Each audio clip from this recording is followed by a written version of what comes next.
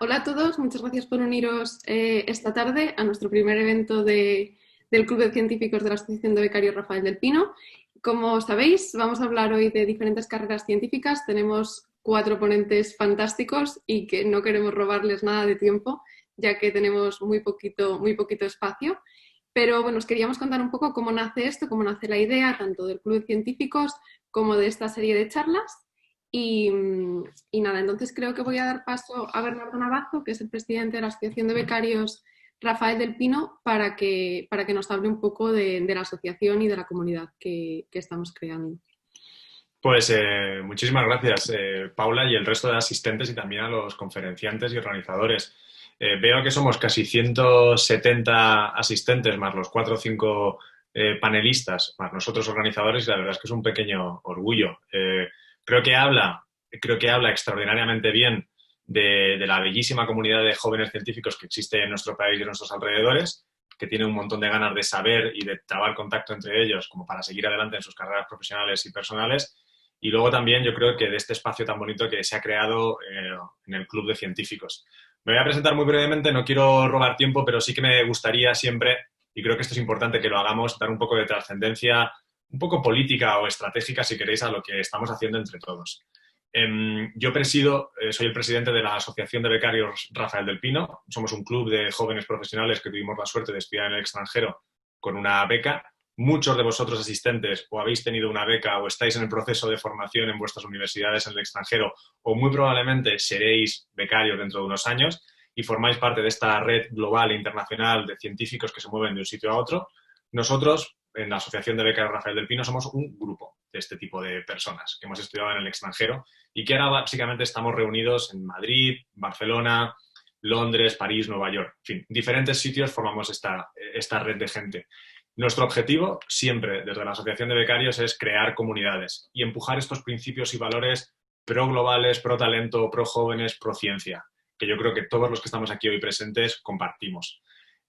Tengo yo la suerte de presidir esta asociación desde hace 2 o 3 años y desde hace 2 o 3 años comparto este bonito viaje con otro grupo de gente muy alocada que también cree en estos mismos valores y se han ido generando espacios muy bonitos, entre ellos el Club de Científicos. Me haría ilusión que todos los que estáis hoy aquí presentes os sintierais parte de una comunidad de jóvenes profesionales con valores más o menos similares que nos reunimos alrededor, en este caso de unas siglas que nos sirven como punto de encuentro, que es el Club de Científicos. Ya en el siglo XVIII y en el siglo XIX, con la llegada a España de la Ilustración, surge un montón de grupos de amigos jóvenes ilustrados y profesionales que se dan cuenta de que su país en ese momento necesita impulsos de cambio, liderazgo y un punto de encuentro para que todas esas gentes distintas que piensan yo quiero hacer esto, pero no sé exactamente cómo hacerlo, yo quiero conseguir esa meta o quiero ayudar a mi sociedad en este área, pero no sé con quién juntarme, que todas esas inquietudes encontraran un espacio. Esa es la razón por la cual desde la Asociación de Becarios, inspirados en esos modelos, se crearon varios clubes temáticos. Tenemos un club por nombre Club de Impacto Social, tenemos un club dedicado a la judicatura y legislación, un club de policy makers y este en el que estáis hoy aquí, que es el Club de Científicos. Como decía, lo más relevante de esto es que haya puntos de espacio, puntos de encuentro físicos y en este caso, debido a las nuevas circunstancias virtuales, en las que nos podamos encontrar, podamos compartir nuestras ideas, futuros, sueños y qué deseos tenemos, tanto de desarrollo personal y profesional como más colectivos, y que lo hagamos con pequeñas o grandes excusas como esta, ¿no? La posibilidad de tener unos cuantos conferenciantes.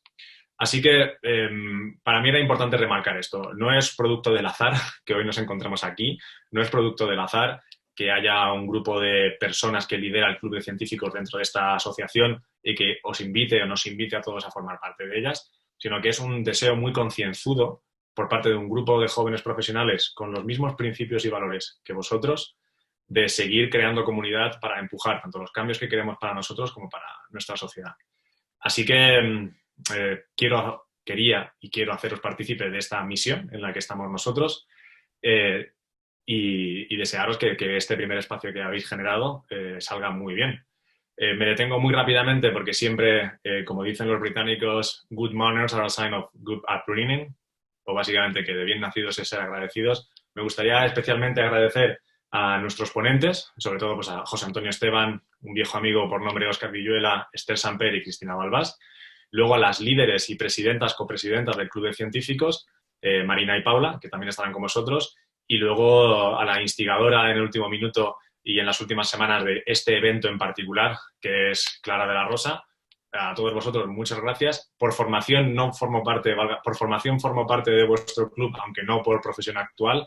Así que no digo mucho más, me voy a quedar en segunda línea, escuchándoos y prestando mucha atención a lo que digáis. Y de nuevo, por favor, si puedo terminar con algún mensaje, es sentíos partícipes de algo mucho más grande y mucho más bonito que todas estas aventuras personales que todos tenemos, y que este foro sea el primero de muchos. Así que muchas gracias a todos por vuestra asistencia y que lo disfrutéis. Genial, pues muchas gracias, Bernardo. Y bueno, como un poco ha comentado Bernardo, yo soy Paula Martín, Marina también está conectada y juntas colideramos el Club de Científicos de la Asociación de Becarios Rafael del Pino.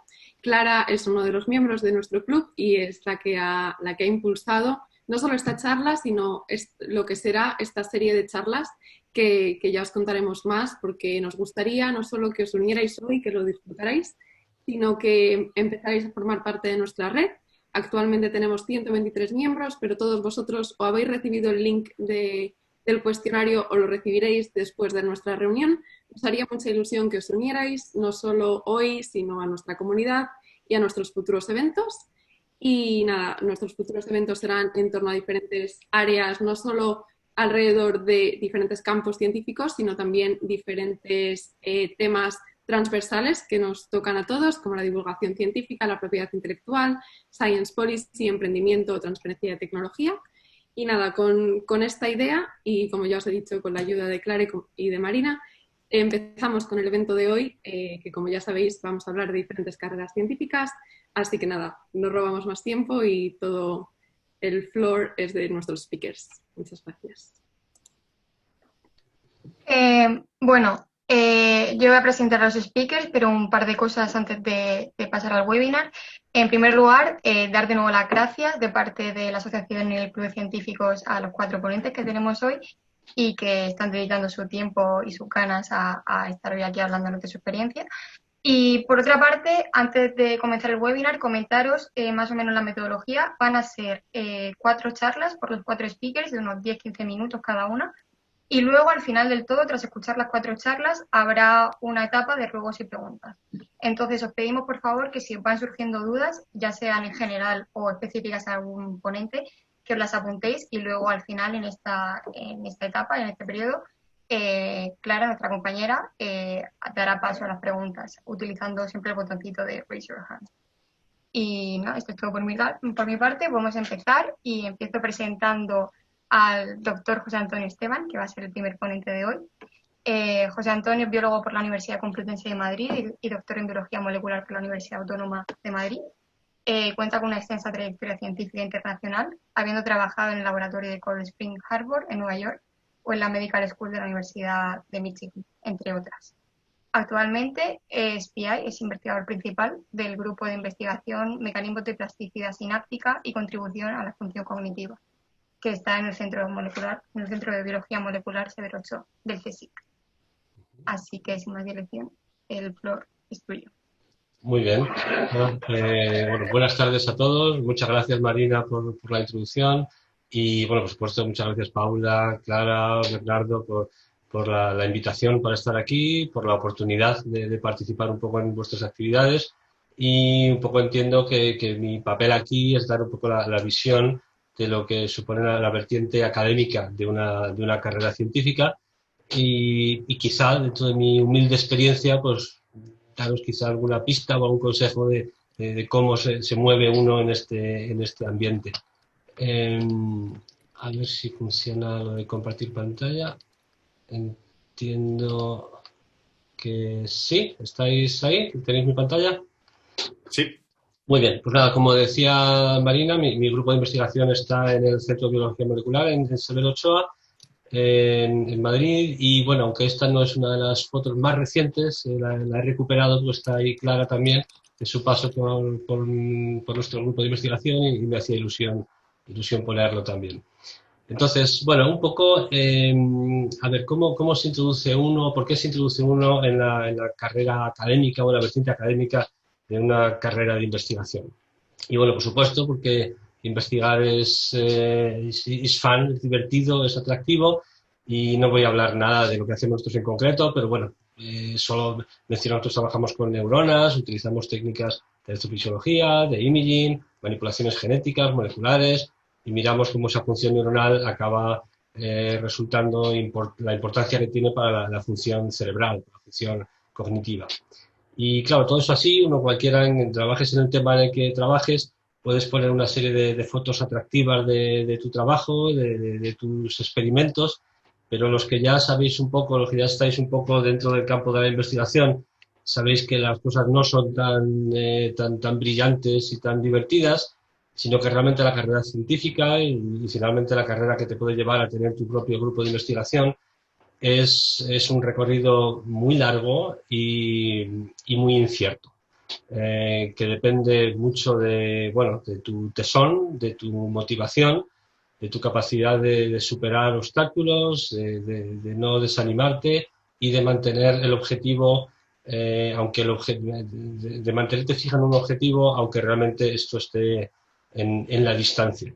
Y bueno, si solo dependiera de tus fuerzas, de tu motivación y de tu inteligencia, pues tampoco estaría muy mal, y uno puede pensar, bueno, pues esto es lo que yo quiero hacer y estoy dispuesto a pasar por los sacrificios que haga falta. Pero como sabéis también muchos de vosotros, realmente no solo dependes de ti, sino que dependes de un montón de gente que está siguiendo la misma carrera que tú estás siguiendo y con los que de una forma u otra estás compitiendo.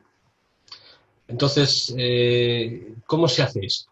¿Qué es lo que uno busca y cómo tiene que llegar allí? Es importante, y algunos de vosotros que ya estáis, casi todos o todos estáis ya empezando una carrera de investigación, que tener un poco la idea de los pasos que te van a llevar ahí. No es cuestión de agobiarse por el tiempo, pero conviene tener en cuenta los tiempos implicados y básicamente lo que te va a llevar a concluir con un grupo de investigación, por ejemplo. Algunos de vosotros ya habéis pasado por hacer un trabajo de fin de grado, de fin de máster en estas universidades. Algunos ya habréis empezado vuestra tesis doctoral y a partir de esa tesis, que puede durar 4, 5, 6 años, empieza un periodo postdoctoral que es bastante incierto. La investigación postdoctoral de 2 años, eso ya prácticamente no ocurre en ninguna parte. Es muy frecuente que tengas que, después de tu tesis doctoral en la que has realizado un trabajo concreto de investigación, pues tengas o que diversificarte o que adquirir nuevas especialidades, quizá pasar por varias etapas postdoctorales, y eso puede llevar bastante tiempo y es realmente un factor de incertidumbre considerable. Y ya veis que estos puede calcularse más o menos como en 10 años, pero es un factor bastante indefinido y que luego normalmente va seguido de una especie de periodo de transición en el que uno se convierte en una especie de young investigator o junior investigator, que ya tienes más responsabilidad, ya pides tus propios proyectos de investigación, estás supervisando gente, pero quizá no tienes la independencia económica o estabilidad en el puesto de trabajo como para ser un investigador principal estable, por así decirlo. Y es lo que he querido indicar aquí como jefe de grupo en transición, que también es una fase bastante ambigua, que por definición deberían ser menos de 5 años. Pues fuera de España son las típicas posiciones de tenure track. En España algo más o menos parecido serían las posiciones de Ramón y Cajal, que por definición tienen caducidad y a partir de ahí se supone que ya tienes que entrar en una fase más profesional de tu carrera. Entonces, entramos en estos rangos de 15 años. Ya os digo, ahora entraré un poco en cómo se llega allí, en los que vas a tener que trabajar muy duro y no vas a tener unas perspectivas muy claras de cómo vas o de cuándo vas a terminar. Entonces, ¿por qué y para qué hacemos todo esto? Obviamente es porque queremos ser famosos y ganar mucho dinero. Realmente ya está claro que vosotros sabéis que por ahí no van los tiros, que si esas son vuestras ambiciones, solamente vais a acabar con bastante frustrados. Pero realmente el trabajo de investigación científica en el campo de la academia tiene ventajas muy claras. Por un lado, obviamente, estás haciendo lo que te gusta investigar, te gusta de trabajar y descubrir cosas, y es un trabajo que tiene un grado de flexibilidad y de independencia que pocos tienen. Cada carrera de investigación de cualquier investigador es muy distinta, es una por cada investigador. Solo por mencionar, en mi caso, yo hice la tesis doctoral en la Universidad Autónoma de Madrid, y después de allí me fui a hacer una estancia postdoctoral en la Universidad de Vermont. Mi tesis doctoral fue sobre replicación del DNA, un trabajo muy bioquímico. Entonces, mi primer trabajo postdoctoral fue también una vertiente bastante bioquímica, trabajando con ribocimas en la Universidad de Vermont. Fue un postdoc bastante corto, y a partir de ahí decidí que, bueno, quería hacer otra cosa, simplemente. Hice un postdoctoral bastante más largo, en el que realmente me introduje en el campo de la neurociencia. Eso fue en Cold Spring Harbor Laboratories, en Nueva York, y ahí es donde realmente me introduje en el campo. Y después de esa estancia postdoctoral, empecé con mi grupo de investigación como assistant professor, tenure track, en la Universidad de Michigan. Y ahí estuve pues bastante tiempo, como seis años. Y a partir de ahí surgió la oportunidad, una buena oportunidad, para volver a España y continuar con mi laboratorio de investigación en España, en este caso en el Centro de Biología Molecular, que es donde estoy ahora. Y durante toda esta carrera, es decir, que básicamente en un grado bastante alto hice lo que me apetecía hacer, investigué lo que me apetecía investigar y cambié más o menos cuando consideré que debía cambiar. Y eso es algo que en muchos trabajos no es posible hacer. Ahora, obviamente, con estas ventajas van aparejadas unas desventajas. La flexibilidad también significa inseguridad. Obviamente, en todos estos pasos nadie te garantiza que las cosas vayan a salir bien o que vayan a acabar bien. Eso es algo inherente al trabajo. Y con la independencia, que la independencia realmente es un arma de doble filo. Ahora mismo, cuando llegas cuando tienes tu propio grupo de investigación, aunque tengas un chair, un catedrático, una persona por encima, realmente no tienes jefes. Decides tú lo que quieres hacer, lo que quieres investigar. Obviamente tu trabajo de investigación va a ser evaluado por tus peers, por tus colegas, y tienes que convencerlos de que lo que haces es interesante para poder recibir financiación. Pero nadie te va a decir qué es lo que tienes que hacer. Y eso tiene el problema de que, bueno, que puedes equivocarte. No hay un libro de instrucciones que te diga claramente qué es lo que debes investigar, cuáles son los problemas más interesantes, qué es lo que debes hacer. Entonces, es algo que, en fin, que tienes que tenerlo interiorizado. Entonces, con estas trayectorias y con estas un poco características de este tipo de trabajo, ¿cómo se hace? ¿Cómo se pueden dar algún tipo de instrucciones generales o de aspectos generales de cómo prosperar? Para empezar, sí quiero dar la impresión de que no es un salto en el vacío. Obviamente, vosotros ya estáis empezando esta carrera y hay unos consejos que son un poco bastante de sentido común, pero que quiero resaltar en un par de minutos, que nada más, tener la última diapositiva.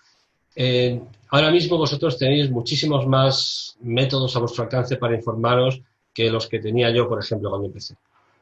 Podéis informaros y debéis informaros bien del grupo de investigación en el que queréis empezar, en el que queréis hacer cada paso.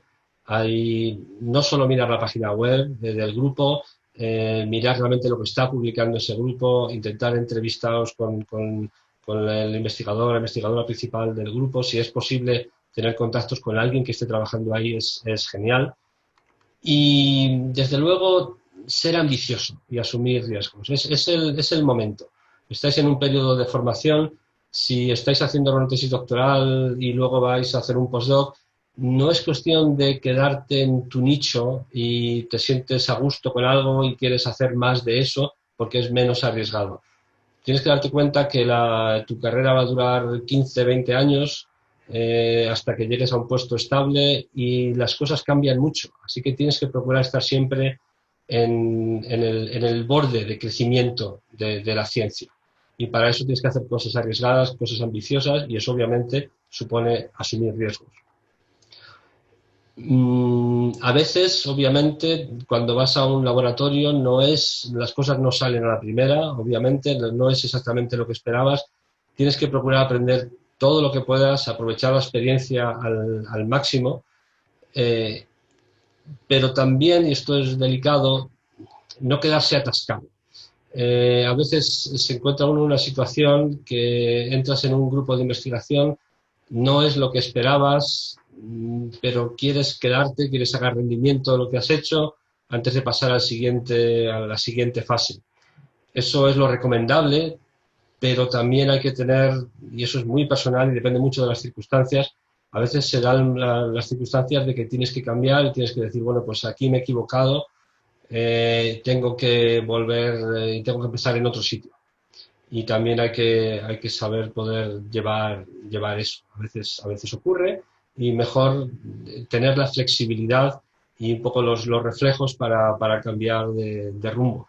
Que no significa necesariamente a veces una equivocación. Yo os dije, lo decía en mi carrera, yo empecé haciendo un postdoc sobre ribocinas y luego me pareció que por ahí no iba a tener mucho recorrido y decidí empezar un postdoc en neurociencia. Por supuesto, ahí lo increíble fue que me cogiera para hacer un postdoc en neurociencia cuando yo no tenía absolutamente ninguna experiencia. Pero bueno, ahí es donde también surge un poco la capacidad, la convicción, la suerte, las circunstancias. Pero tienes que ser capaz también de reflexionar y de tener flexibilidad. Esto también es un punto bastante personal y cada uno tiene sus circunstancias personales. Ahora mismo es bastante distinto que cuando yo me fui a hacer el postdoc fuera de España. Hay grupos de investigación muy buenos, se hace una ciencia muy buena y muy puntera en España. Pero en mi humilde y personal opinión, esa no debe ser tu prioridad. Tu prioridad debe ser hacer buena ciencia donde puedas hacerla. Si eso incluye, y os estoy hablando desde España, si eso incluye el poder estar en España y hacer un buen trabajo a nivel internacional, estupendo. Pero cuando yo me fui a Estados Unidos, cuando empecé mi laboratorio como investigador principal en Estados Unidos, mi prioridad no era volver a España. Si surgió la opción y volví, y si no hubiera surgido, no hubiera vuelto, y si las cosas se ponen muy mal en España, pues me iré a donde pueda hacer ciencia. Es algo que ya os digo, es muy personal, pero yo creo que en la carrera científica, en la academia, la prioridad es hacer el mejor trabajo que puedas hacer. Es una comunidad internacional, vosotros vuestra carrera ya ha empezado de forma internacional y yo creo que el volver a España debe ser una opción, pero no una prioridad. Y finalmente, ya para acabar, esto es la actividad científica en la academia es una actividad completamente social. Tienes que buscar consejo, tienes que aprovechar tus oportunidades, conectarte en congresos, si tienes oportunidad de hablar con speakers invitados, hacerlo, con editores de revistas, hacerlo, establecer conexiones, establecer tu propio network y obviamente vosotros ya estáis en eso, ya tenéis vuestro club de científicos, vuestras secciones que organizáis actividades, o sea, ya estáis metidos en ese mundillo y al principio de vuestra carrera es importante que conozcáis gente. A mitad y segunda mitad de vuestra carrera es muy importante que la gente os conozca a vosotros. Entonces, en todas las reuniones es importante que os hagáis visibles, que habléis, que preguntéis, que organicéis cosas, como estáis haciendo aquí, obviamente. Es muy importante, pues las conexiones, a veces parece que es una mala palabra, las conexiones no son enchufes, las conexiones significa que te has hecho valer, que te has hecho ver. Y eso en un mundo social, y la ciencia es una actividad social, es fundamental. Bueno, no quiero consumir más tiempo, creo que ya me he pasado un poco de los 10 minutos. Pongo ahí mi dirección de email también, después del turno de preguntas, cualquier cuestión que queráis aclarar, cualquier tema, estaré encantado de ayudar en lo que buenamente pueda. Pues nada, gracias de nuevo a todos. Genial. Muchísimas gracias, José Antonio, muy interesante y luego seguramente debatiremos. Yo por lo menos tengo un montón de preguntas. Bueno, pasamos al siguiente speaker con un perfil totalmente diferente, que es la doctora Cristina Balbás. Cristina se graduó en Biología Molecular en la Universidad de Princeton, en Nueva Jersey, y se doctoró en Biomedicina Molecular, especializándose posteriormente en emprendimiento social en el IES.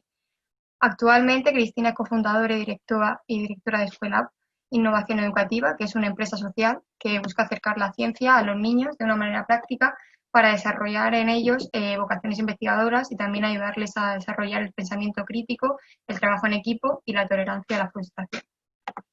Así que, Cristina, cuando quieras, puedes empezar a compartir pantalla y contarnos más. Fenomenal, muchas gracias. Yo creo que ya lo deberíais ver, ¿verdad? Bueno, me gustaría empezar también agradeciendo a toda la organización la invitación y contaros que voy a plantear mi charla desde un punto de vista muy diferente, porque yo no creo que lo mío sea representativo de un tipo de carrera científica, simplemente es la trayectoria que yo he ido eligiendo y que he ido tomando pues, según los intereses que tenía y las oportunidades que se me iban abriendo. Os comparto esta foto porque es muy representativa tanto de dónde vengo y por qué decidí enfocarme a las ciencias como de lo que hago ahora. Esto soy yo cuando tenía 9 años, los Reyes Magos me trajeron un microscopio de juguete y en mi caso eso fue lo que hizo que se encendiera en mi cabeza una bombillita de oye, esto de investigar, de ir mirando las cosas al microscopio mola, podría dedicarme a algo así de mayor, ¿no?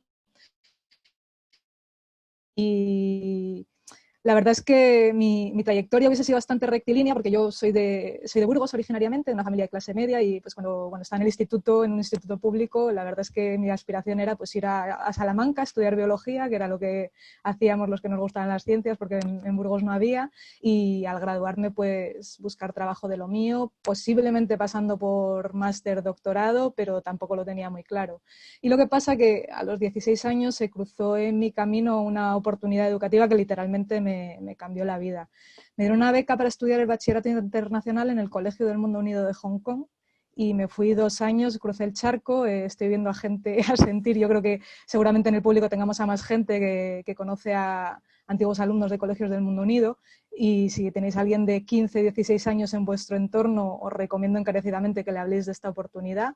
Ahora mismo la convocatoria está abierta y se pueden presentar y ya no solo es la experiencia académica, que para mí sí fue muy representativa de la manera en la que me gustaba a mí enfocar el aprendizaje, ¿no? Porque el bachillerato internacional, en contraste con el bachillerato español, no se basa mucho en memorizar, sino más bien en comprender. Yo el primer día que llegué a mi clase de matemáticas y me dijeron, esta es tu calculadora científica, este es tu libro de fórmulas, así vas a hacer los exámenes, no me lo podía creer.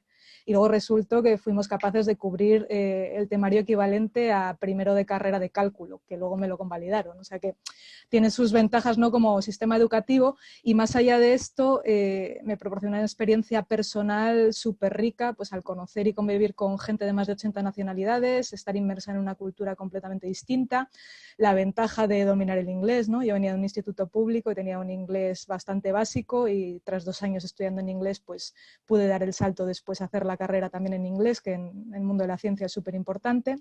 Y sobre todo, una cosa que este movimiento, que es un movimiento internacional, Colegios del Mundo Unido, pone muy en valor y que a mí me marcó fue el hacer capaces a los jóvenes de ser agentes de cambio, ¿no? De ejercer un impacto social positivo en su entorno desde una edad muy temprana. Y a los 16 años pues te facilitan la vida para que pongas una semillita de cambio en lo que tienes más cerca. En nuestro caso, por ejemplo, pues estudiar español, igual que para nosotros estudiar un idioma extranjero, no se lo pueden permitir todos los alumnos de Hong Kong, entonces muchos alumnos de coles públicos querrían aprender español pero no pueden. Nosotros creamos un servicio social en el que dábamos clases gratuitas a estos alumnos, todo organizado por estudiantes. Solo un ejemplo de la cantidad de cosas que se pueden lograr, ¿no?, cuando eres joven pero alguien cree en ti y te da las herramientas para conseguirlo. Y esto a mí me marcó.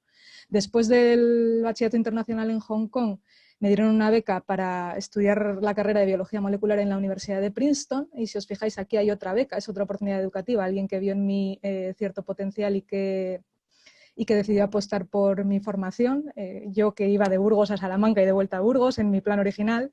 Y durante la carrera, pues la verdad es que me gustó mucho la experiencia de conocer cómo funciona el mundo de la investigación desde dentro en Estados Unidos, además en una institución bastante competitiva, pero también me di cuenta de que lo que me apetecía en realidad iba más en torno a a comunicar, ¿no? Echaba de menos esta fase humana de comunicar, de educar en ciencia, esta semillita de curiosidad que me había llevado a mí a dedicarme a la ciencia cuando era pequeña, y sin embargo sabía que para comunicar ciencia me apetecía hacerlo desde un conocimiento profundo de la ciencia. En aquel momento yo me posicionaba como futura carrera pues, de periodista científica, de divulgadora. No sabía que podían existir otras opciones, ¿no? Y quería, eso sí, hacer un doctorado en un laboratorio de investigación, a ser posible en Europa, porque en Estados Unidos los doctorados se suelen alargar mucho, y yo, como sabía que no iba a seguir en la carrera investigadora, pues quería hacerlo y vivirlo de primera mano, pero no tirarme 10 años ahí haciendo la tesis. Y entonces, con otra beca, esta vez de la Caixa, me volví a España, a Madrid, a hacer el doctorado en el Centro Nacional de Investigaciones Oncológicas. Y a la vez, durante el doctorado, estuve muy involucrada en todas las actividades de comunicación pública de la ciencia, que conoceréis muchos de vosotros, ¿no? La Semana de la Ciencia, la Noche de los Investigadores. Y ahí me di cuenta de que había un problema, de que hay muchísima demanda de actividades de educación científica por parte de los profesores, de los centros educativos, pero no hay tanta oferta para cubrir esa demanda, ¿no? Nosotros abríamos plazas para actividades que ocurrían una vez al año y en 5 minutos se llenaban. Yo me imaginaba ahí a todos los profes haciendo F5, F5, F5 para ver si conseguían plaza y quedándose sin ella, y me daba mucha rabia. Entonces, frente a este problema, nosotros pensamos que como no era factible traer a niños constantemente al centro de investigación por razones logísticas y de seguridad que todos os podéis imaginar, pues podíamos empaquetar estos conocimientos de tal manera que los pudiéramos llevar nosotros a los colegios y explicarles un poco lo que hacíamos en el centro de investigación. Y es así como surgió Escuelab. Fuimos refinando lo que hacíamos, fuimos pues, diseñando una serie de líneas de actividad. Al principio hacíamos solo talleres puntuales, después ampliamos el espectro para hacer extraescolares, campamentos, actividades dentro del currículo, formación del profesorado, porque el proyecto se iba retroalimentando, ¿no? Yo empecé en Escuelab cuando todavía estaba terminando la tesis, leí la tesis, terminé el doctorado, me dediqué un año a media jornada a trabajar de coordinadora de campamentos y actividades extraescolares, que me sirvió para luego lanzar las líneas equivalentes en Escuelab, y la otra media jornada dedicada a Escuelab, y ya en 2015 di el salto de dedicarme exclusivamente a Escuelab. O sea que estos detalles os los cuento para que os deis cuenta de que es una evolución progresiva, no lo dejé todo sin tener ni un duro y dije, bueno, voy a montar un proyecto, sino que primero fuimos testando, vimos que tenía demanda, vimos que tenía buena aceptación. Hubo un paso intermedio en el que pagaba el alquiler con otro trabajo, pero podía dedicarle tiempo al proyecto, y ya cuando el proyecto era suficientemente rentable, pues pude dedicarme y lanzarme a ello al 100%. Por supuesto no lo hice sola, es súper importante estar rodeado de un buen equipo, y esto lo tenemos en común la gente que tenemos proyectos propios y la gente que todavía investiga en el laboratorio, ¿no? Sin un equipo no eres nadie, y en nuestro caso pues la particularidad es que nuestro equipo tiene todo formación superior en ciencias y tiene algo de experiencia docente, o bien en el ámbito formal o bien en el ámbito no formal. Y luego tenemos la parte de gestión de proyectos que nos complementa, ¿no? Porque nosotros conocemos el ámbito educativo, el ámbito científico, pero no teníamos tanta experiencia llevando adelante un proyecto empresarial, y por eso es importante pues, rodearte de gente que sabe mucho, si es posible que sabe más que tú de los temas en los que tú cojeas un poco más. Teníamos que diferenciarnos, y la verdad es que no tuvimos ninguna duda de por dónde queríamos hacerlo. No queríamos ser nada más una empresa que sirviera para hacernos ricos a base de educar en ciencia de manera diferente, que ya me parece suficientemente importante, ¿no? Sino que queríamos que nuestro impacto llegara a todos los niños, ¿no? Que nadie se quedara fuera de este tipo de actividades porque su familia no pudiera pagarle un extraescolar, un campamento. Entonces creamos lo que nosotros llamamos un modelo de negocio subsidiario, que para que nos entendamos todos es un modelo Robin Hood. Nosotros vendemos nuestras actividades como campamentos o extraescolares a coles, a padres que pueden permitírselo, y con los beneficios de esas líneas pues tenemos un programa de becas destinado a niños y niñas en riesgo de exclusión que disfrutan de las mismas actividades de forma completamente gratuita. Entonces, somos lo que se llama una empresa social, que no solo buscamos la rentabilidad y el ser sostenibles sin depender de financiación externa, sino que también buscamos tener un impacto social positivo, que en nuestro caso es doble. Por una parte, por esta línea de promover la igualdad de oportunidades en educación científica y, por otro lado, por el impacto mayor que se deriva de educar a los niños para que sepan más de ciencia, no necesariamente para que luego se dediquen a ella, pero sí para que tengan una base de conocimientos que les permitan ser ciudadanos activos e informados.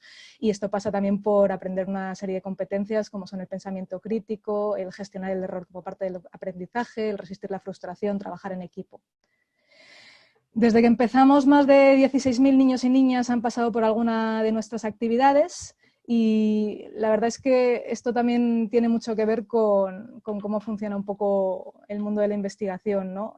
Incluso aunque hayamos llegado hasta tanto y lo estemos haciendo ya bien y tengamos impacto, no nos conformamos. Igual que cuando descubres algo y publicas un Nature o un Science, no dejas de investigar y te sientas porque ya has llegado al culmen de lo que puedes descubrir, ¿no? Entonces, nuestro siguiente paso pasa por usar la tecnología como palanca para poder impactar a más niños y niñas. En este caso, sabemos que los beneficios de nuestra metodología, que es muy manipulativa, animamos a los niños a aprender haciendo, a resolver sus propias preguntas y probar distintos enfoques. Estos beneficios no los tendrían si estuvieran consumiendo contenido, ¿no? No queremos ser un YouTube de vídeos de ciencia para niños, sino que la tecnología la usamos para formar a sus profesores, que al final son los que más contacto directo tienen con los niños en términos de horas y de número de niños que pasan por sus manos. Y en el caso de España y en muchos otros países, los profesores de primaria no tienen ningún tipo de formación especializada en la enseñanza de las ciencias. Entonces, vemos que ahí hay un hueco que podemos cubrir y que el llevarlo online nos puede ayudar a llegar a más niños. Entonces, esto ya lo hemos arrancado, nos vino muy bien tener el proyecto avanzado durante el confinamiento con nuestra plataforma y simplemente quiero comentaros también que no nos quedamos aquí, tenemos un sueño que es una fase 3, queremos crear nuestro propio colegio que nos sirva de centro de investigación y desarrollo para ir comprobando que las metodologías que diseñamos funcionan, ya lo estamos haciendo, tenemos un sistema de medición de impacto, pero hacerlo de manera sistematizada y luego lo que sepamos que funciona, ofrecerlo al mundo, principalmente al mundo hispanohablante por el idioma común, pero con potencial de traducirlo también, para que profesores de cualquier parte del mundo pues, puedan emplear en sus clases estas metodologías que son más efectivas para el aprendizaje, en principio de las ciencias, pero no descartamos pues, ampliarlo a otras áreas también, porque al final el conocimiento está interrelacionado y nada está en cajitas, ¿no? Esto lo aprendíamos los biólogos en la carrera, siempre decían que la biología es química, la química es física, la física son mates, al final todo está muy relacionado y la ciencia está en el corazón de todo lo que hacemos. Entonces nada, os dejo ahí mi contacto por si a alguno le resuena algo de lo que he contado y simplemente responder con antelación a una pregunta que me hacen, ¿cómo ha sido este salto de la vida investigadora a la vida emprendedora? Para mí no hay tantas diferencias, muchas de las habilidades que adquirí durante la tesis las empleo en mi día a día en términos de pues, ser constante, poder llevar a cabo un proyecto con un presupuesto bajo, gestionar un equipo, pensar de manera global, pensar de manera creativa buscando alternativas cuando algo no funciona. Y en mi caso, y por hacer referencia también e hilar un poco con lo que ha contado José Antonio, estoy bastante de acuerdo y creo que mi trayectoria ha seguido un poco tres de los cuatro tips que él nos daba, ¿no? Ser ambicioso y asumir riesgos. Cuando tienes un negocio, por pequeñito que sea, lo haces a diario y estás tomando decisiones por las que apuestas y vas con ellas hasta el final. No quedarse atascado también es algo súper importante. Si una línea no está generando suficientes beneficios o suficiente impacto, pues hay que revisitarla y por mucho que fuera la idea original, como en nuestro caso eran los talleres puntuales, darse cuenta de que quizás el futuro no pasa por ahí. Y conectarse, darse a conocer y visibilizarse es importantísimo porque al final cuando estás emprendiendo es publicidad gratis y la publicidad cuesta mucho dinero. Entonces todo lo que sea darte a conocer y hacer contactos que te puedan ayudar y a los que puedas ayudar en el futuro, pues es positivo. Y ya con lo que discrepo es con lo de que quedarse en España no debe ser prioridad. Para mí lo era por razones personales, pero también por razones de impacto, ¿no? Al final, con mi trabajo estoy intentando devolver un poquito de lo que la sociedad me ha dado con esas becas y con esas apuestas iniciales, y para mí era importante hacerlo en España. Eso sí, si de verdad vuestro impacto queréis que sea en investigación, sí que estoy de acuerdo con que no tiene por qué ser aquí, pero para mí sí era importante. Muchas gracias. Muchas gracias a ti, Cristina. Qué proyecto tan bonito y tan interesante. Bueno, luego comentaremos más. Y ahora doy paso al siguiente ponente, que es la doctora Esther Samper. Esther es licenciada en Medicina, máster en Biotecnología Médica y doctora en Ingeniería Tisular Cardiovascular. Empezó a divulgar sobre medicina en el blog MedTempus en 2005 y continúa dedicándose a la divulgación. En la actualidad se dedica a la comunicación de temas de salud y de biomedicina para diferentes medios de comunicación, como por ejemplo el diario.es, El País, Hipertextual y Muy Interesante. Además, participa de vez en cuando en charlas y entrevistas para radios y diversos eventos de divulgación científica.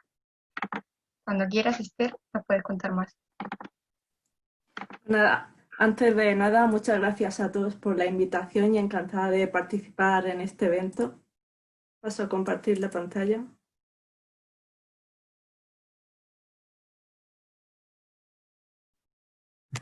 Pues nada, mi carrera es un ejemplo de que muchas veces piensas que tienes un plan definido hacia dónde quieres ir y en ocasiones por accidente terminas dedicándote a algo totalmente diferente o un poco diferente, pero igualmente con mucha pasión en ese trabajo.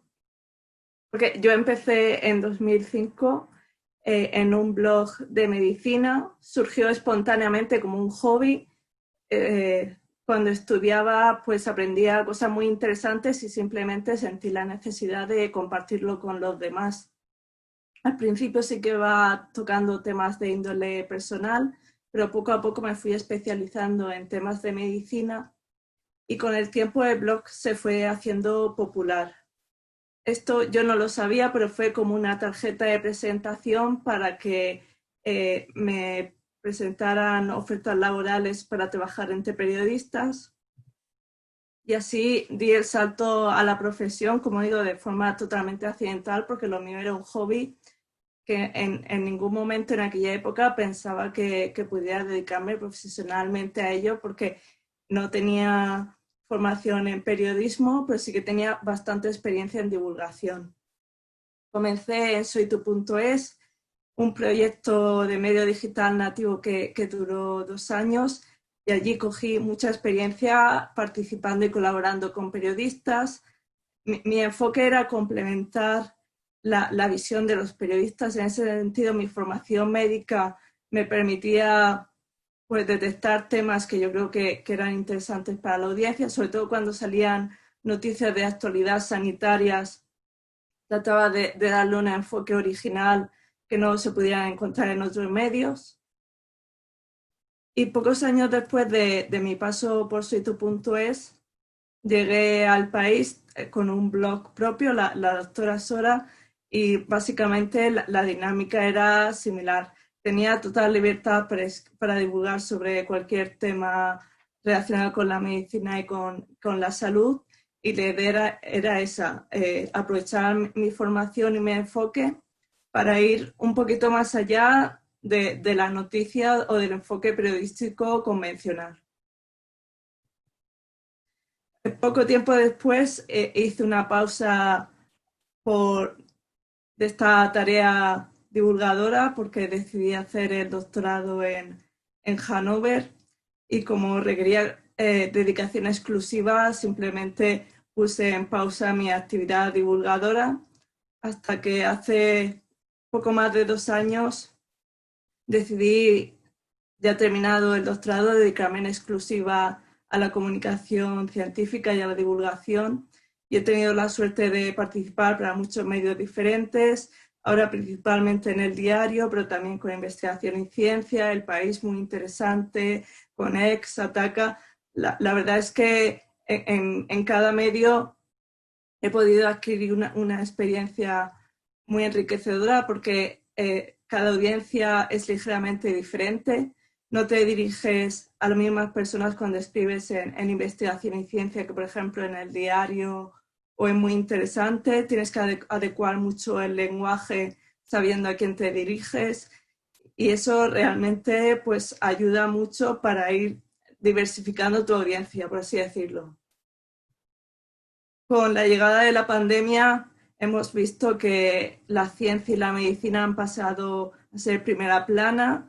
Ahora los comunicadores científicos pues tienen mucho trabajo, y es aquí donde se ha visto realmente la importancia de compaginar tanto el buen periodismo científico como la buena divulgación, sobre todo porque al principio los periodistas no especializados no conocen bien cómo funciona el sistema científico, los preprints, cómo es la metodología para revisar los estudios, y tener una formación previa en este asunto, tanto médica como en investigación científica, ha sido realmente una oportunidad para informar sobre esta noticia que realmente es, vamos, hasta ahora la mayor noticia de este siglo.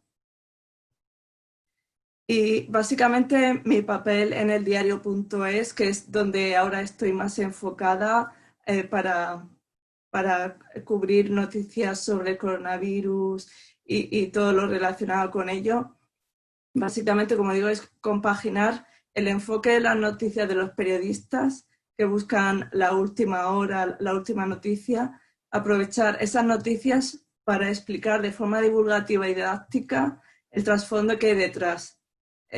Por ejemplo, ha habido muchas noticias sobre mascarillas, los gobiernos y las diferentes comunidades autónomas haciendo unas recomendaciones sanitarias u otras, y había bastante desconcierto entre la población sobre cuál era la base científica detrás. Pues esto es un ejemplo de cómo la divulgación puede ayudar a la población a entender mucho mejor las recomendaciones sanitarias y también implantarlas correctamente.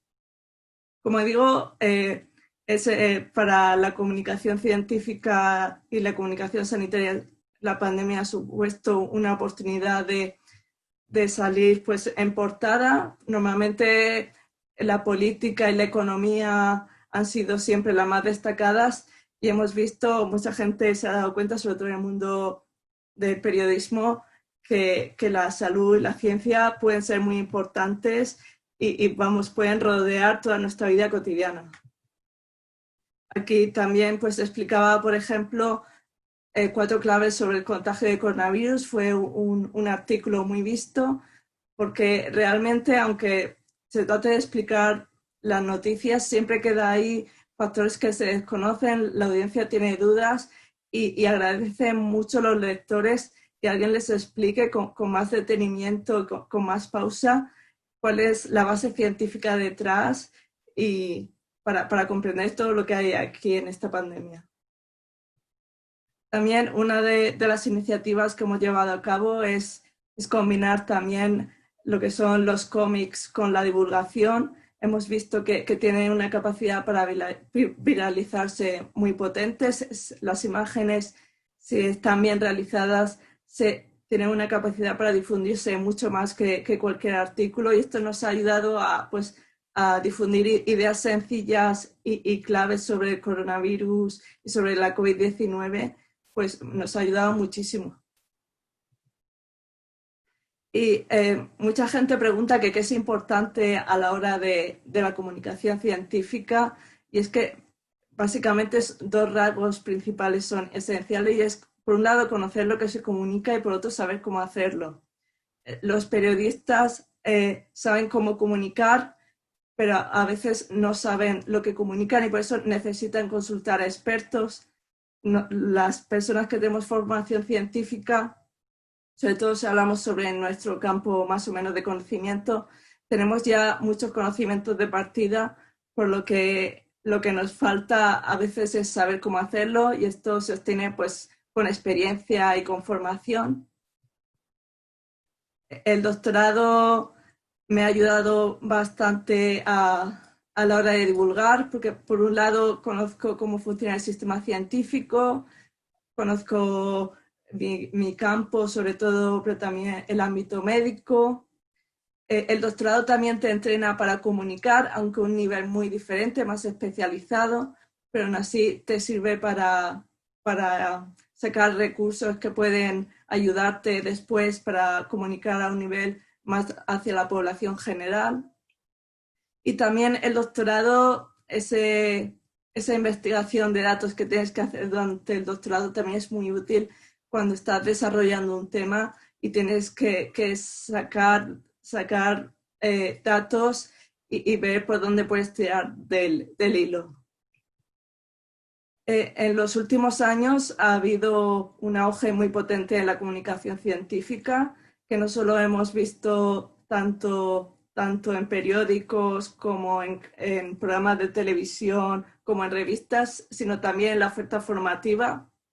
Ahora hay muchos másters y posgrados de comunicación científica para aquellos que realmente quieren especializarse en esto, lo cual es muy recomendable porque te ayuda a coger recursos que no puedes tener o son incompletos durante una carrera científica.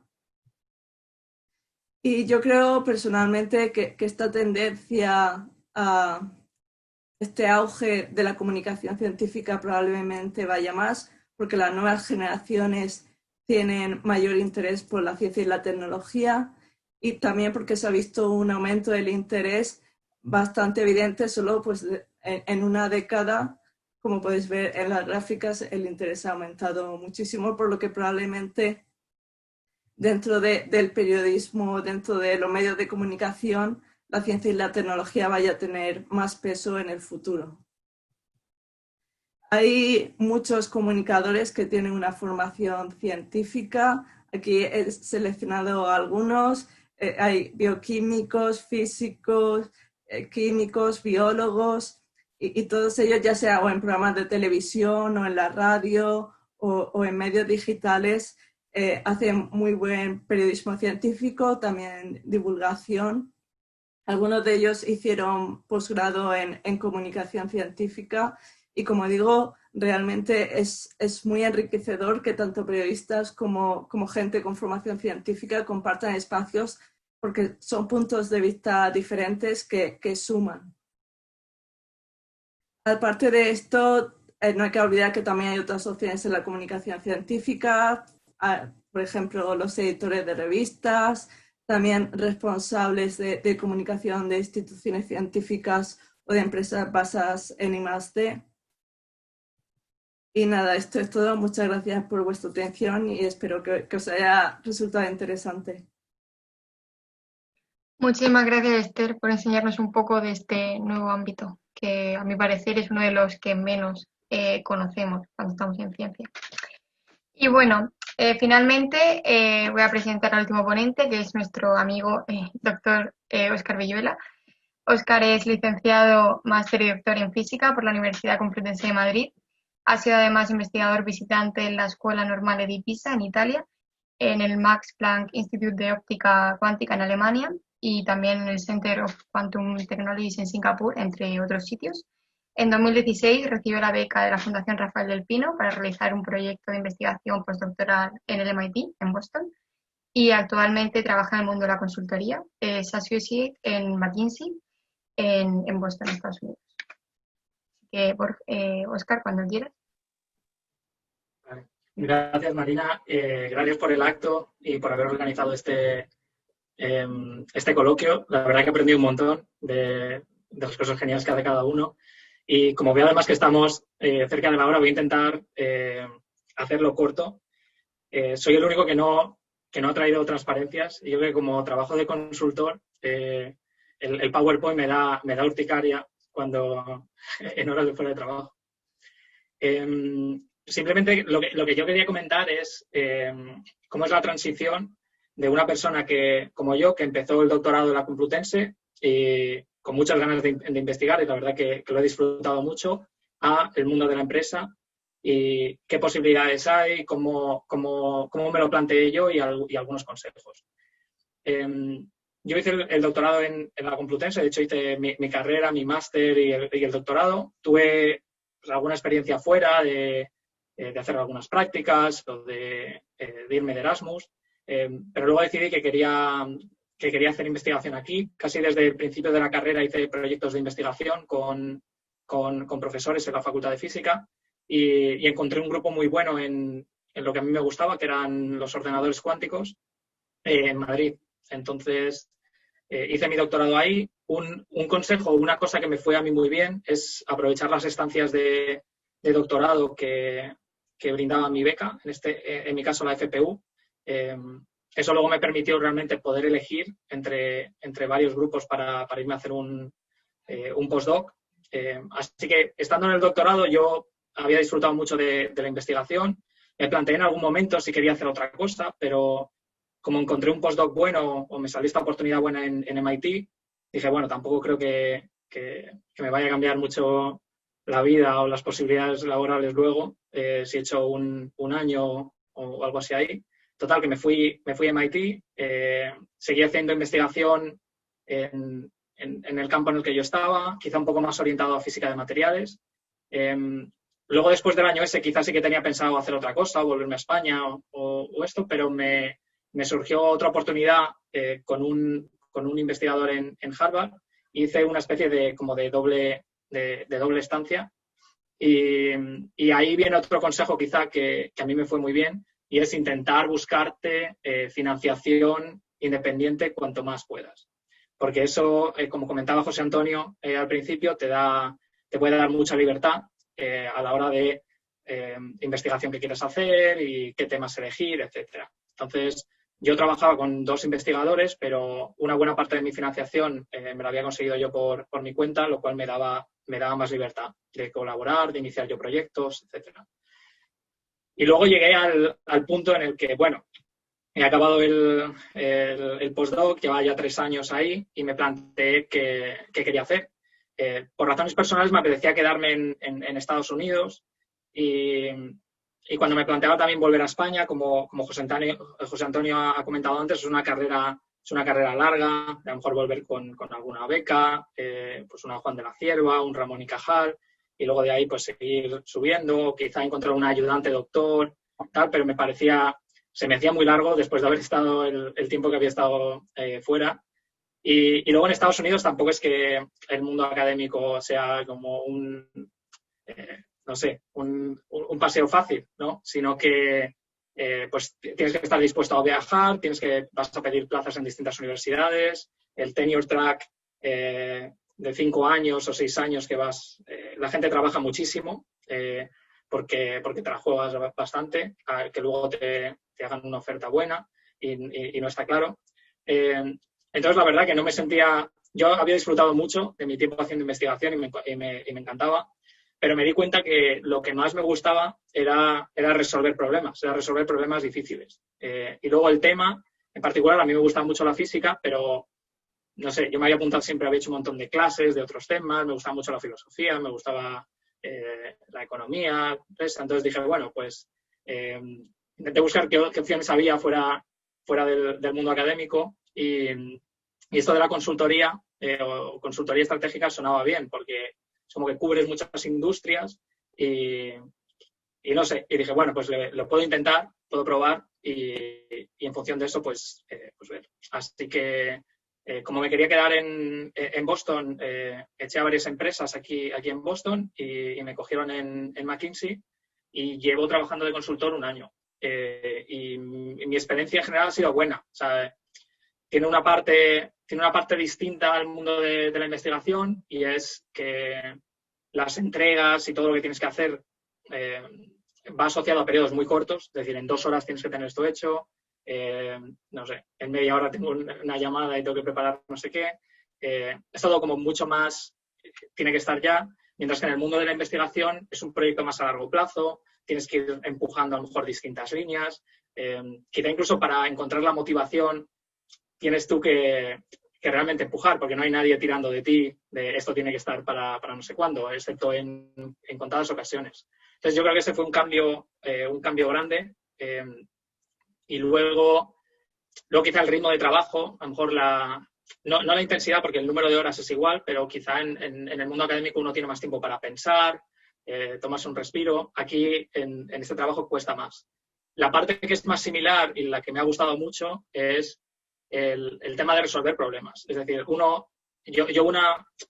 quizá una aprensión que tenía era que saliendo del mundo de la física cuántica o de la física teórica, no iba a encontrar problemas que pudieran satisfacer, no sé, mi curiosidad o sea, cuando uno investiga parece que uno siente que la ciencia, y lo es, vamos, la ciencia es algo como muy, que te da retos, ¿no? Y de cómo resolver esto y tal. Yo lo que me he dado cuenta es que hay retos parecidos, no en todos lados, pero hay retos parecidos que uno puede encontrar en el mundo de fuera, en el mundo de la empresa. Entonces, yo ahora en mi trabajo aquí he seguido haciendo pues, 3 cosas y con eso yo creo que voy a acabar. Una ha sido trabajo con clientes en distintas industrias, por lo que me ha servido para conocer, yo qué sé, la industria de las telecomunicaciones, la farmacéutica, he hecho una estrategia para una universidad, he hecho un proyecto de reciclaje, o sea que ha sido muy, muy variado. Y luego, como llevaba digamos, mi background era de esto de ordenadores cuánticos, pues ha sido algo que, como ahora hay un poco de pico y un poco de auge, también desde el punto de vista de la empresa, pues estoy intentando mover eso y desarrollar eso también. Así que eso es un poco mi visión de, o sea, quizá el mensaje final es el mundo de la investigación es muy bonito y hay muchas posibilidades y cosas que hacer. Yo no tendría miedo a, una vez que has hecho un doctorado o incluso un postdoc como yo, si no te ves motivado para hacer una carrera investigadora hasta el final, siendo profesor, etcétera, hay posibilidades fuera y uno puede disfrutar bastante. Y pues eso, simplemente que yo tenía un poco de aprensión en, uy, si me salgo, ¿qué pasará? Y tal. Y yo creo que uno puede disfrutar bastante y puede ser también bastante, bastante feliz. Sobre todo teniendo en cuenta que el mundo académico al final es una pirámide y entonces uno tiene que estar dispuesto a, pues eso, a luchar un poco contra unos y otros para llegar al último punto. Y con eso lo dejo aquí. Si hay más preguntas, pues encantado de contestarlas y si no también offline, no sé, pues por correo o por como sea, también encantado. Pues muchísimas gracias a todos los ponentes. He de decir que, a ver, yo había organizado el evento, entonces sabía quién iba a hablar y ya me había pensado perfiles científicos y tal, pero sin duda oír las experiencias como que da mucha tranquilidad saber que hay opciones más allá de las que tal vez no te cuentan poquitas en la carrera o no. Así que muchísimas gracias, muy interesante. Entonces, de momento, ahora entramos en el turno de preguntas. Entonces, si hay un par de preguntas que había antes en el chat, entonces voy a empezar haciendo esas. Y mientras tanto, cuando la gente se anime, que levante la mano y os voy dando la vez, llamándoos por vuestro nombre para que sepáis que podéis hablar.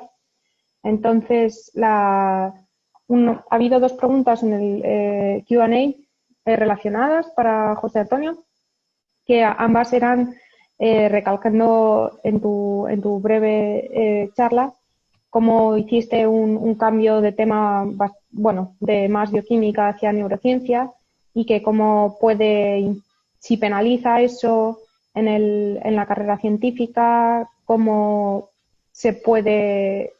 tomaste la decisión, cómo se puede uno abrir o no cerrarse solo a una línea de investigación y tener esa flexibilidad para luego poder saltar de tema. Vale. He activado el micrófono, ¿no? ¿Se me oye ahora? Sí. Sí, bueno, lo del cambio de tema sí que en mi caso fue bastante radical, de algo puramente bioquímico a algo más celular y neurocientífico. En general, no te penaliza, pero tú tienes que hacer tus deberes. Hay 2 facetas de eso. En primer lugar, tienes que, si estás empezando tu carrera o estás en una fase intermedia, en mi caso era cambiar de un postdoc a otro postdoc, tienes que convencer, como mencionaba, al grupo aceptor por qué deberían contratarte o incorporarte en su grupo a pesar de que no tienes experiencia. Ahí está tu labor de convencerlos de que tú aportas algo nuevo. Y en mi caso el tema era muy distinto, pero tienes que ser capaz de ver tú cómo encajas en el grupo nuevo y qué vas a aportar.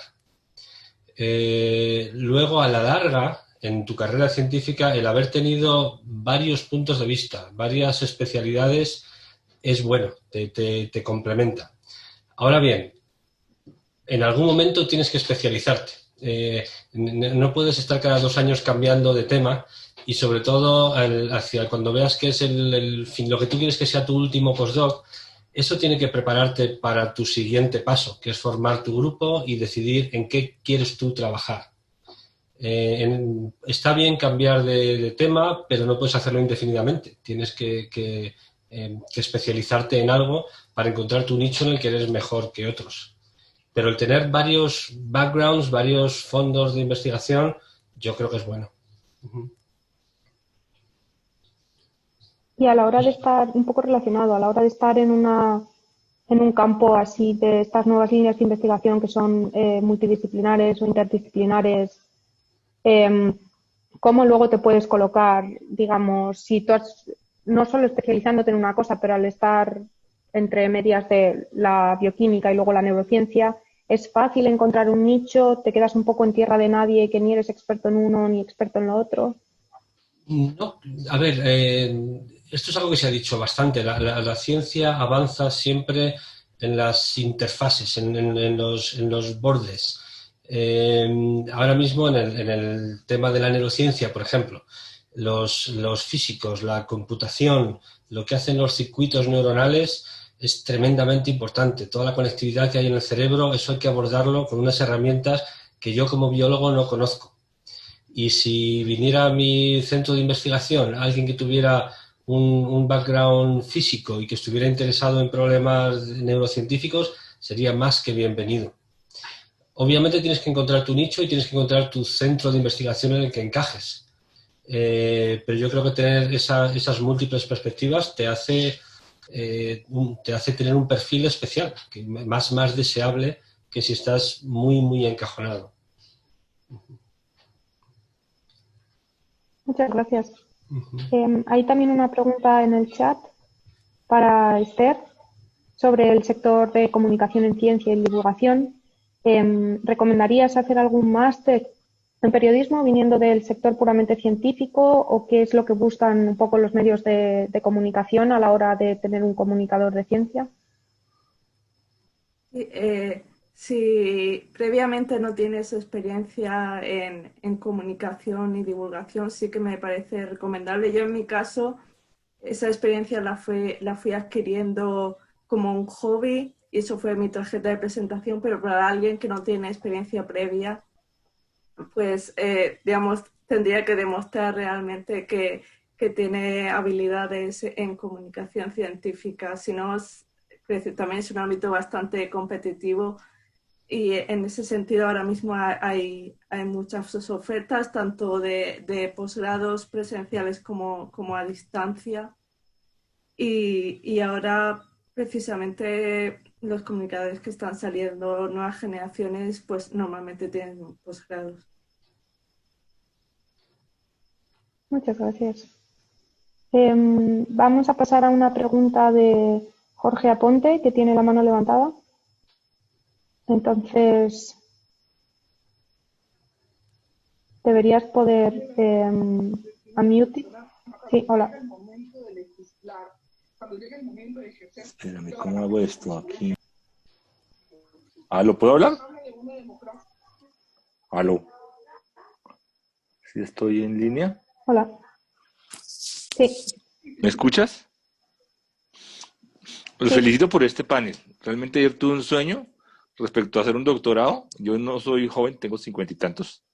Y un ingeniero colombiano que se llama Luis Chiquito terminó un doctorado aquí en Colombia a los 104 años. Esa fue la noticia hace unos días. Es un ingeniero experto en aguas y lo hizo con la Universidad de Manchester, ¿no?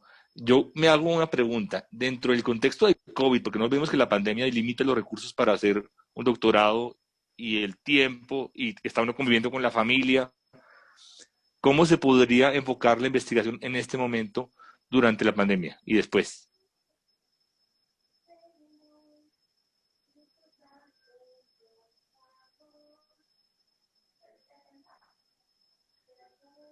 Creo que igual no es una pregunta dirigida en concreto a ninguno de los ponentes, tal vez a José, Si alguno Yo tenéis no una... estoy muy seguro de haberlo entendido. ¿Cómo hacer investigación durante la pandemia o respecto a la pandemia? A ver, en mi campo... Pueden entrar en un poco, o sea, realmente qué oportunidades genera la pandemia y en este Ah, momento cómo hacer investigación, porque en muchos casos los laboratorios están cerrados, no se puede ir a trabajar, o sí, sea, sí, los sí. recursos son limitados, es más difícil trabajar ahora. Sí, sí, no, desde luego. Nosotros, y en fin, la mayor parte en el ámbito en el que nos movemos, hacemos trabajo experimental. Necesitamos los laboratorios abiertos para hacer experimentos. Durante el confinamiento, decir que el laboratorio siguió y la gente estuvo activa realizando un montón de análisis de datos. Según el tipo de trabajo que tengas, puedes tener una carga de análisis de datos considerable, pero eso se acaba. En algún momento has analizado todo lo analizable y necesitas generar datos nuevos. Y ahora mismo, durante la pandemia, yo creo que en estos laboratorios, en la mayor parte del mundo, se está trabajando en un régimen un poco de seguridad, con medidas de seguridad. O sea, no podemos estar demasiados a la vez en el laboratorio. O sea, se trabaja con menos intensidad porque no puedes tener tanta actividad presencial. Eso por un lado. Y luego, por supuesto, en cuestión de temática, ahora hay un boom tremendo en cuestión de enfermedades infecciosas, microbiología, virología. Yo tengo colegas que son microbiólogos y siempre parecía que eran los patitos feos, nadie se preocupaba de lo que hacían las bacterias, los virus, y ahora eso es un boom absoluto. Obviamente la investigación sanitaria está explotando ahora mismo. Pero sí confiamos en que hay que trabajar en condiciones en las que podamos mantener la seguridad, como cualquier otra actividad humana ahora mismo. No sé si van por ahí los tiros o no. Sí, señor, muchas gracias, muy interesante.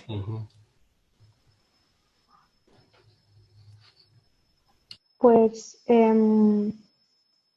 tenemos también una pregunta sobre qué campos de investigación en biología están ahora en auge. A ver, no quiero ser demasiado tirar para mi campo. Está mucho en auge todo lo que tenga que ver con complejidad y no quiero ser tampoco demasiado abstracto. Desde el nivel de cómo funcionan las células a cómo funciona el cerebro, sabemos mucho de piezas individuales, de partes individuales. No sé si alguno de vosotros tuvo la oportunidad de escuchar a Bruce Alberts ayer que dio una conferencia sobre protein machines, cómo la célula está organizada a base de una maquinaria celular. Es muy importante ahora mismo las herramientas, lo mencionaba antes, herramientas matemáticas, herramientas de computación para saber cómo funcionan los sistemas vivos. Y me refiero a cómo funciona una célula con toda su complejidad interior o cómo funciona un cerebro con toda su capacidad de computación. Esto tiene aplicaciones al cáncer también, cómo las células cancerosas evaden el sistema inmunitario. Los campos son muy variados. Yo trabajo en el cerebro, creo que tenemos para rato. Mi mujer tiene su grupo de investigación en el Centro Nacional de Investigaciones Oncológicas, trabaja en cáncer, tienen para rato. La inmunología es un tema complejísimo y de tremenda importancia. Hay muchos problemas fundamentales en biología, porque muchas veces uno tiende a pensar, bueno, lo fundamental ya está descubierto, ahora estamos investigando detalles. Y luego va alguien y descubre las técnicas, el fenómeno de CRISPR, que es algo tan básico de cómo funcionan las bacterias, en el cual Francis Mojica descubrió el fenómeno inicial y ahora es una herramienta fundamental para casi todo lo que hacemos. Hay mucha ciencia fundamental, mecanismos fundamentales que no podemos ni imaginar que están ahí fuera. Hay preguntas de sobra. Gracias. Tenemos también otra pregunta sobre en la fase temprana de la investigación académica, sobre todo si hay movilidad de diferentes países, diferentes laboratorios y ciudades, cómo se puede compatibilizar con la vida familiar y personal, sobre todo en cuanto a pareja e hijos. Ya, es complicado, obviamente. Pues está muy bien ser flexible, ser independiente, pero claro, normalmente tienes o parejas, si tienes niños ya obviamente es más complicado. A ver, yo cuando me fui de mi primer postdoc a Vermont, mi novia, que era mi mujer, estaba terminando la tesis. Y esos 2 años, pues bueno, nos vimos en todas las fiestas y en todas las vacaciones que pudimos, pero no estábamos juntos todo el tiempo. Luego, cuando ella terminó la tesis y fue a buscar un postdoc, ella encontró, voy a ahora desvelar un secreto de mi cambio de tema también, ella encontró una oferta postdoctoral muy buena en Cold Spring Harbor y yo decidí seguirla. Así que yo ya tenía acotado dónde iba a hacer mi siguiente postdoc, que era en Cold Spring Harbor Laboratory. Y allí me busqué un grupo que me interesara y así es como acabé en neurociencia. Pues uno, ya sé que esta es una respuesta que es como no decir nada, es puro hand waving, pero te las tienes que apañar. Normalmente es un problema de A2 y si tienes niños es de A+. Es muy importante que las decisiones sean consensuadas, pero, a ver, no quiero tampoco ser dogmático, tampoco debes sacrificar tu carrera. Y es algo que me da mucha rabia porque muchas veces ocurre más con la mujer que con el hombre. Y lo he visto en multitud de ocasiones. Que el chico decide dónde va de postdoc y la chica pues deja su carrera para más tarde o lo sigue o hace otra cosa que igual no es su óptimo. Eso tiene que ser algo consensuado en el que se busque la suma óptima de los dos. Y si eso es imposible, a lo mejor es que no tienes la pareja correcta. Eso a veces también pasa. Muchas gracias. También sobre la carrera académica tenemos otra pregunta.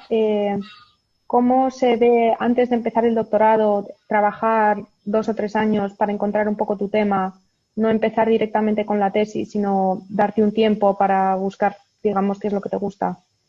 ¿Es una buena idea? Ya. Eso aquí en España se hace poco, sin embargo en Estados Unidos es muy común. Yo tuve varios estudiantes de tesis, varios predoctorales en el laboratorio que habían sido técnicos de laboratorio antes.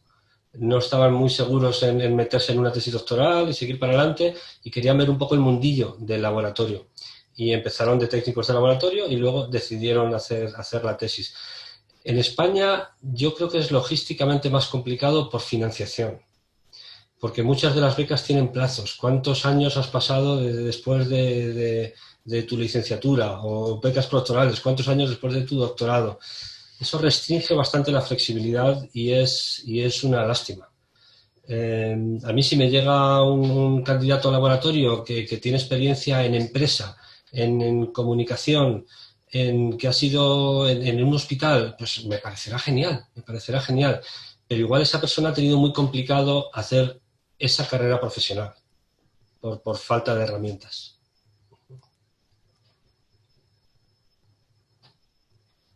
Gracias.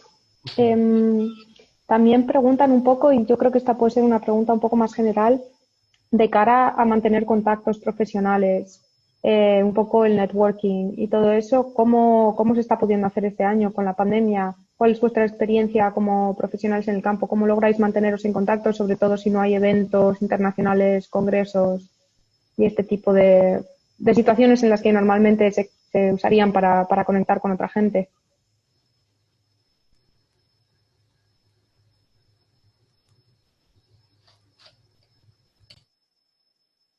Bueno, en mi caso, pues muchos eventos virtuales, muchos emails. La verdad es que en estos últimos meses la cantidad de actividades online pues ha sido, vamos, descomunal y mientras la pandemia siga, pues tendrá que seguir así. Y la verdad es que ha sido muy interesante porque en cuanto a comunicación científica se han reformado más, se han fomentado los formatos más visuales. YouTube también va en alza, que es una de las nuevas modalidades de comunicación científica que llega muy bien a los jóvenes. Y la verdad es que resulta muy interesante, pues eso, como todo se ha evolucionado más hacia también hacia redes sociales, Instagram con las stories, con vídeos en directo. Yo creo que parte de esta evolución de la comunicación científica ha llegado para quedarse. Sí, también se puede hacer un comentario sobre eso. Estoy completamente de acuerdo con Esther, y también mencionaría que el hecho de que ya los que tenemos más edad nos vamos acostumbrando más a utilizar estas herramientas, ahora para los candidatos a venir a tu laboratorio o a otro laboratorio es mucho más natural que alguien te contacte y que le ofrezcas una entrevista por Zoom. Igual antes hubiera sido más complicado, si esta persona cuándo puede venir al laboratorio a visitarnos, y ahora es muy directo, ya directamente te lo piensas, venga, ¿cuándo podemos hacer una entrevista por Zoom o por cualquier otro medio? Curiosamente, ahora casi todas las conversaciones, incluso de a dos, son con una cámara de por medio. Ahora casi el teléfono no se utiliza. Normalmente antes hubiera cogido el teléfono para llamar a alguien, ahora te conectas con la cámara. Parece que los teléfonos van a perder funcionalidad. Pero bueno, sí, como decía Esther, esto es una nueva forma de comunicarse que está aquí para quedarse y tiene muchas ventajas. My two cents, yo diría que gracias a la pandemia me ha animado a organizar este tipo de cosas o a colaborar con Paula y Marina, porque estando en Alemania, Marina en España, Paula en Inglaterra, si no hubiese sido un poco complicado. O sea que dentro de lo que cabe, no todo es malo. Y una pregunta para Esther. ¿Cómo se podría empezar en el mundo de la divulgación más allá de directamente con los estudios, y qué pasos se podrían dar para contactar con periódicos, revistas y otras publicaciones? Entiendo que para colaborar y empezar en el mundillo. Pues yo creo, como he comentado antes, que es imprescindible tener experiencia previa o tener trabajos previos que puedas presentar a los medios de comunicación. Una cosa que también hay que tener claro es que también con la pandemia los ingresos en publicidad han disminuido.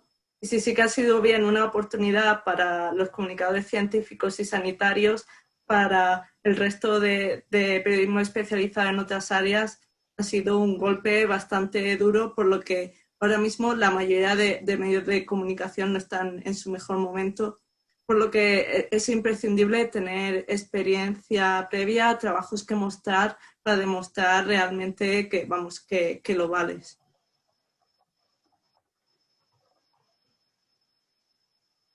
Muchas gracias. A ver, tenemos un par de preguntas relacionadas, un poco sobre estudiar en el extranjero y luego volver a España. Por un lado, si puede haber problemas a la hora de convalidación de títulos, y también si penaliza el hacer, por ejemplo, el grado en España y el máster fuera, es decir, 4 más 2 años, frente a hacerlo todo en España, que sea grado 4 años más máster 1 año. ¿Cómo puede influir en la vuelta a España esta, digamos, experiencia internacional? Ya, respecto a la parte académica, confieso que no estoy muy al tanto. A ver, España, lo que sí sé de España hay mucha obsesión administrativa con los títulos. Yo, para tener mi grupo de investigación en Estados Unidos, nunca nadie me pidió ningún papel, nunca. En cambio, cuando volví a España después de tener mi grupo de investigación en Estados Unidos, tuve que pedirle a mi madre que desenmarcara el título de doctor que tenía en el salón para poder hacer una fotocopia y presentar eso en la oposición. Sí, en España lo de los títulos es tremendo, y en algunas cosas de forma completamente absurda, incluso títulos europeos, que estando dentro de la Unión Europea debería ser todo equivalente, te encuentras que necesitas convalidaciones. Creo que es un problema, pero tampoco quiero hablar sin saber. No estoy yo muy al tanto de cómo funciona todo eso, pero creo que igual alguno de vosotros sabéis más, habéis pasado por ello. Si quieres, o sea, yo puedo hablar de mi experiencia. Yo hice el máster en Suecia, que fueron 2 años, después de haber hecho el bachelor en España, que eran 4, o sea, un total de 6. Yo no tuve ningún tipo de problema porque era un título de la Unión Europea, pero sí que sé que gente con máster de Estados Unidos no se los convalidan, pero en principio la Unión Europea no. y que si es una contra o un pro, o sea, para nada es ningún tipo de contra. Al final, un año más, un año menos es lo de menos. Es como si lo haces en Inglaterra. En Inglaterra son 3 años el bachelor y un año el máster. O sea, que podrías incluso ir todavía más para abajo. Y luego, de cara sobre todo a becas para doctorado y tal, yo creo que te suma muchísimos puntos. Yo, de hecho, opino que si no hubiese estado estos 2 años fuera en Suecia, no habría conseguido la beca con la que estoy ahora haciendo el doctorado. Y ese es mi humilde opinión, pero ya no sé.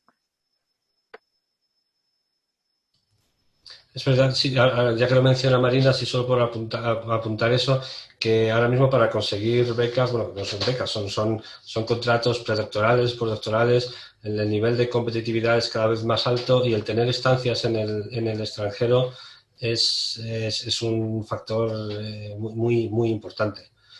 Eso los extranjeros americanos lo saben muy bien. Yo he tenido estudiantes estadounidenses en mi laboratorio que sé positivamente que necesitaban alguna estancia fuera para volver luego y empezar medical school con un mejor currículum. Sí, el tener movilidad ahora mismo antes del predoc o antes del postdoc ganas muchos puntos.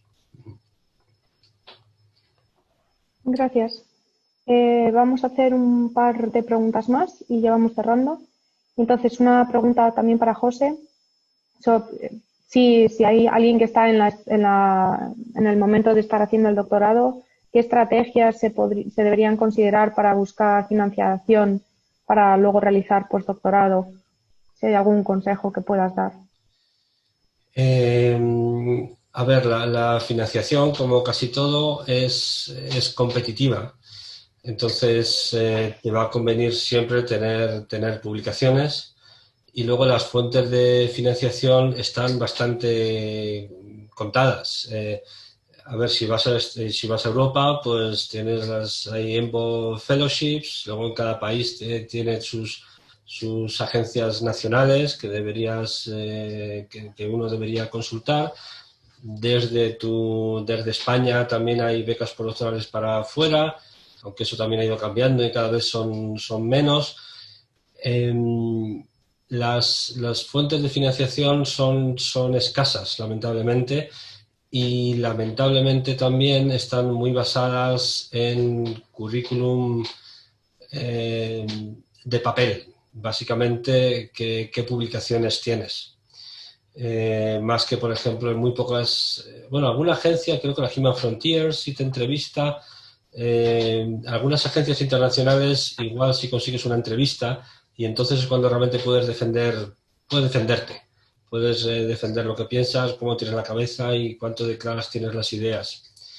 Luego también hay algunos países, sobre todo en Estados Unidos, es más esperable que te financie el grupo al que vas y luego ya te puedes buscar financiación ahí. Eso también es muy razonable. En Europa es más difícil porque hay menos flexibilidad en fuentes de financiación. No hay una solución fácil, hay que aspirar a todo lo que puedas y, como mencionaba Óscar, creo antes, si tienes tu financiación propia, ganas en independencia, ganas puntos y es siempre positivo, pero en muchos países o en algunos grupos no es estrictamente necesario. Gracias, José.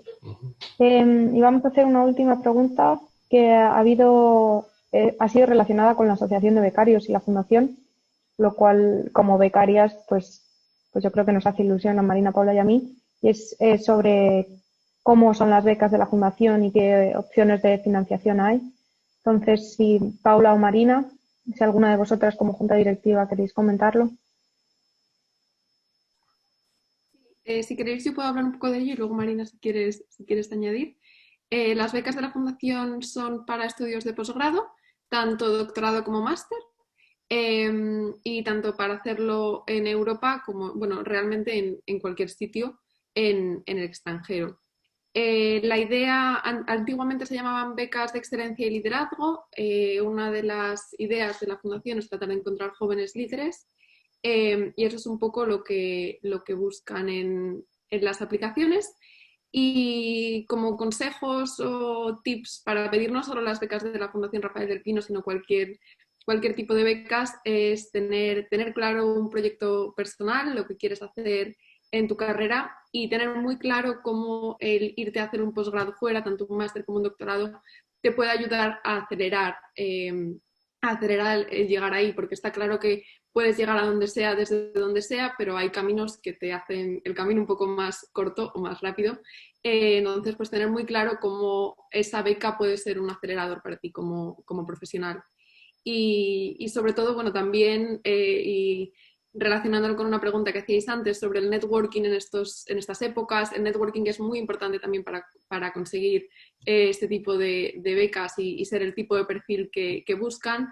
Y foros como este, por ejemplo, pues es una de las maneras de poder hacerlo. Pues creo que es lo único que tengo yo que decir, pero no sé si Marina o Clara queréis añadir algo más. Pues gracias, Paula. Y creo que con esto hay una pregunta sobre lo de las becas. Creo que son solo para ciudadanos españoles, ¿no? Las becas. Sí, yo creo que tienes que tener nacionalidad española, pero si quieres mirarlo en las bases de la convocatoria que deberían estar en algún sitio en la web, o si nos envías un correo te mandamos Sí. la web, lo puedes mirar. Y también son para postdoc, sí, puedes hacer postdoctorado con la beca de la fundación. Y bueno, con esto nos hemos pasado un poco del tiempo, pero creo que ha sido realmente un panel muy interesante. Desde luego, a mí me ha parecido súper interesante y también las preguntas que ha habido, algunas de ellas yo también las tenía y espero que hayan sido de utilidad a los oyentes. Y muchas gracias, bueno, a José y Esther, que seguís aquí, por habernos dedicado vuestro tiempo y haber hablado de vuestras experiencias. Y queríamos, desde el Club de Científicos y la Asociación de Becarios, queremos informaros de que este evento es el primero de lo que queremos que sea una serie de eventos y el siguiente lo vamos a organizar el 24 de noviembre, también a las 6 de la tarde y lo tenemos ya, la idea es que sea una segunda parte de este tipo de evento, dado que nos hemos dejado un montón de perfiles de posibles carreras científicas, vamos a intentar cubrirlos porque creemos que el interés está ahí y que resulta útil para los jóvenes investigadores y la gente interesada en ciencia el saber qué posibles carreras pueden salir de sus estudios. Así que muchísimas gracias a todos por estar aquí y esperemos que os haya gustado. Y no sé si con esto ya terminamos, o Paula, Marina, Bernardo.